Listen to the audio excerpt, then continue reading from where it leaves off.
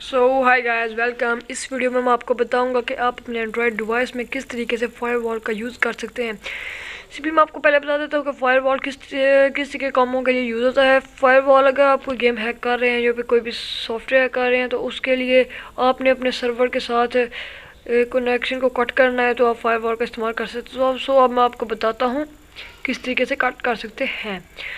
आपने जाना है प्ले स्टोर में। सिंपली फर्स्ट आपने प्ले स्टोर में जाना है। जाने के बाद आपने सर्च बार में जाकर टाइप करना है नो रूट फायरवॉल।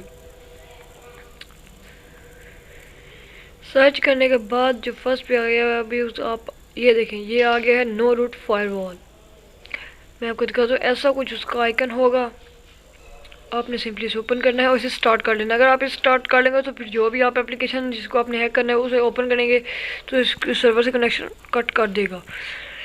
और अब मैं आप ऐप्स में जाता हूँ और यहाँ पे आप जाके ये भी सर्च, यहाँ से अगर आप टिक लगा दें तो वो बताएगा ये सिर्फ डेटा नेटवर्क यूज़ कर सकता है।